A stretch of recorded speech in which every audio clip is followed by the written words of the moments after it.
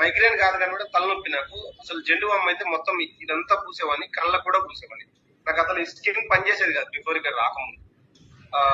అది వచ్చేసి 3 డేస్ నేను ట్రయల్ ప్యాక్ అన్నారు. 3 డేస్ వెళ్తే ఈ 3 డేస్ లోనే నాకు ఆ తలనొప్పి మామూలు ఖచ్చితంగా నాకు నేను ఉన్నాను అని గుర్తు చేస్తూ ఉంటది పర్ డే. అది నాకు అనిపించలేదు ఆ 3 రోజులు. సరే ఇది ఏదో బాగుంది అన్నప్పుడు ఆ 3 రోజులు కంటిన్యూ అయ్యేటప్పటికి గ్యాస్ట్రిక్ ప్రాబ్లం కూడా నాకు కొంచెం బెటర్ అనిపిస్తా ఉంది. ఇంకా స్టార్ట్ అయ్యాను. ఒక 10 డేస్ కల్లా గ్యాస్ట్రిక్ కూడా మానేశాను.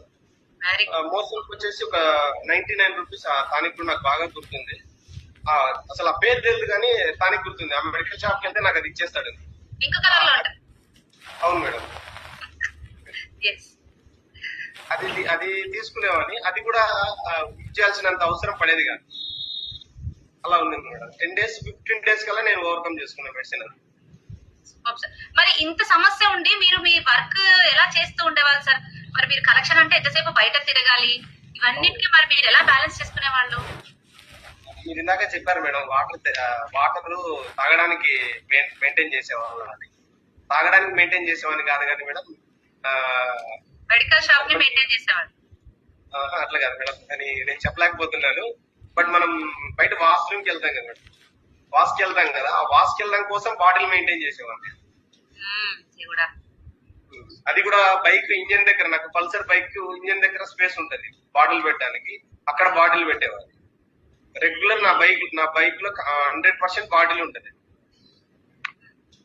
అంటే అది నాకు మోషన్ వస్తున్నట్టు అనిపించడం కానీ రాకపోవడము చాలా ఇబ్బంది. అసలు మొలలు వచ్చాయేమో ఒకనొక టైంలో మొలల హాస్పిటల్ కూడా వెళ్ళాను, అక్కడ చూపించుకున్నాను. ఆయనేమో మొలలకు ఆపరేషన్ చేయాలని, నాకైతే మొలలు అనిపించలేదు, బట్ మొలలు వచ్చాయి ఆపరేషన్ చేయాలని.